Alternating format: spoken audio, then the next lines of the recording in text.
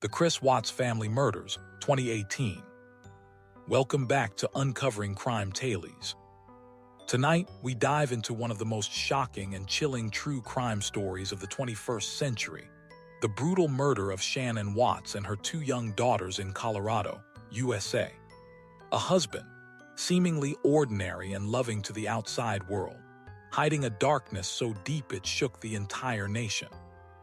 A disappearance that began as a mystery, a facade of calm and normalcy, and a horrifying truth that would unravel piece by piece. Stay with us, because what you're about to hear is a story of deception, betrayal, and unimaginable horror. A case that will haunt you long after the story ends. A picture-perfect family.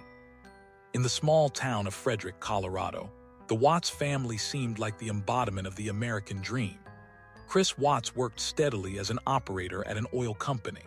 His wife, Shanann Watts, was a thriving saleswoman for a health company, known for her vibrant personality and heavy presence on social media. Together, they had two beautiful daughters, Bella 4 and Celeste 3, and another baby boy on the way. On Facebook and Instagram, Shanann often posted cheerful updates about her life, family trips, birthday parties, and videos of her girls singing and laughing. Chris, tall and soft-spoken, often appeared in the background as the quiet, supportive husband. To outsiders, they looked like the perfect couple, raising a happy family in their spacious suburban home. But beneath this picture-perfect surface, something dark was brewing. The day before disappearance. On August 12, 2018, Shanann had been away on a business trip in Arizona. She was 15 weeks pregnant with their third child, a boy they planned to name Nico. During her trip, she had expressed concerns to her close friends about Chris. He had grown distant, uninterested in intimacy, and was acting strangely. Her friends could sense her anxiety. Shanann had always been a determined, open, and emotional woman. She texted one friend saying, "Chris is not himself. Something is off. I don't feel safe about where this marriage is going." Late that night, August 12 turning into August 13, her friend Nicole Atkinson dropped Shanann off at her home around 2 a.m. after their flight landed. Shanann quietly walked inside, unaware it would be the last time anyone outside her family saw her alive. The morning of August 13. That morning, Shanann had an important doctor's appointment for her pregnancy. But when she didn't show up, alarm bells rang. She wasn't answering calls or texts. Her friend Nicole grew increasingly worried. Nicole drove to Shannon's house around noon. The car was still in the garage. The girls' car seats were inside, and Shannon's shoes were by the door. But there was no sign of Shanann, Bella, or Celeste. Nicole immediately contacted Chris, who was supposedly at work. Chris sounded calm on the phone and said maybe Shanann had taken the girls somewhere. But Nicole felt something was very wrong. She called the police. The police search begins. Officers arrived quickly. Chris pulled into the driveway, greeting them with his usual calm demeanor. He allowed police inside the home. They searched the house, finding Shannon's purse, keys, phone, and medications, all left behind. Nothing made sense. Why would a pregnant mother of two vanish without her belongings?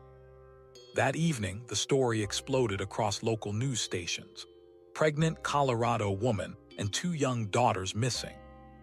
Chris appeared before cameras, pleading for their return. He stood on his porch, his voice steady but his body language strangely stiff. He said, "Shanann, Bella, Celeste, if you're out there, just come back. This house isn't the same without you." But something about him didn't feel right. The next few days would unravel one of the most shocking family murder cases America had ever seen. The investigation and cracks in the mask. English version.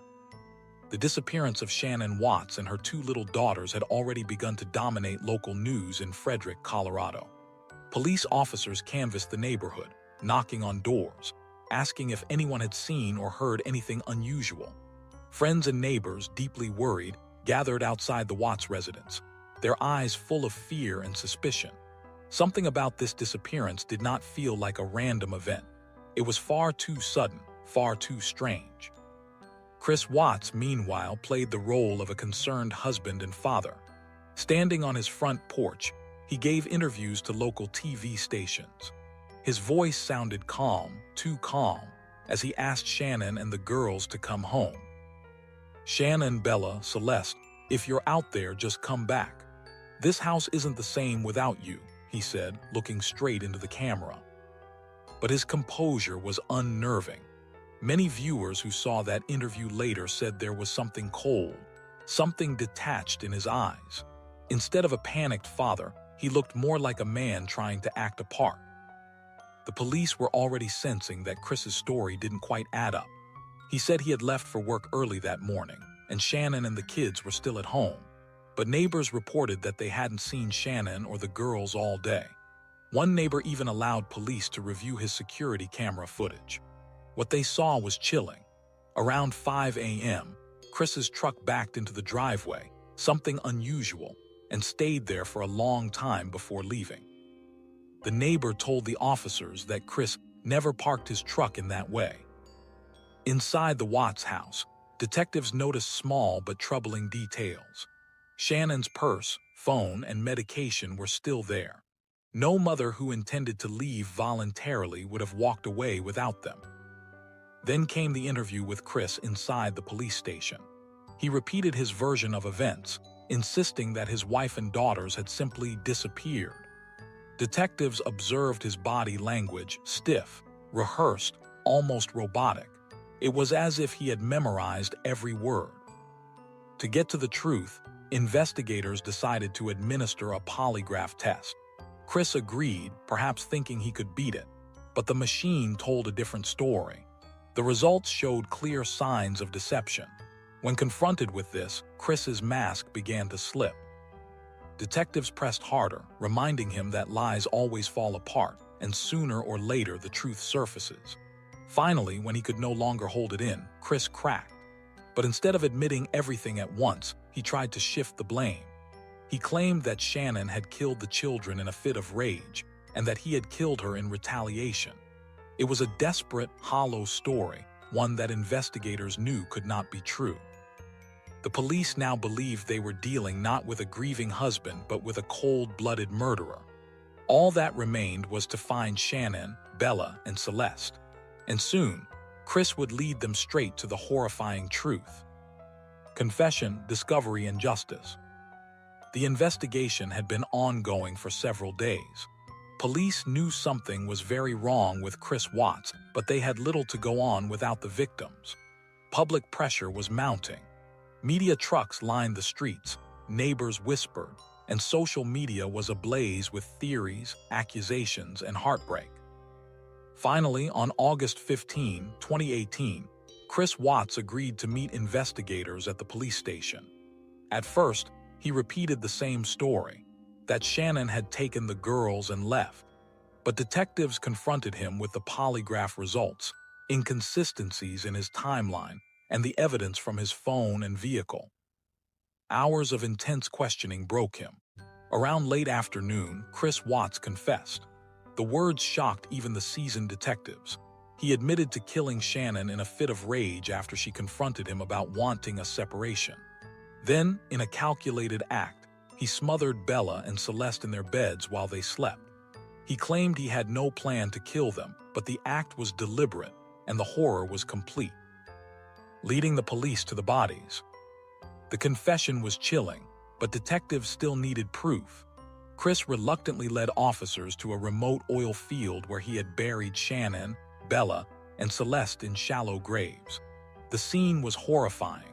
Shovels and disturbed earth bore silent testimony to the atrocity. Shannon's body was found in a shallow grave, wrapped in a blanket, while Bella and Celeste were partially buried nearby. The cruelty of the crime stunned the nation.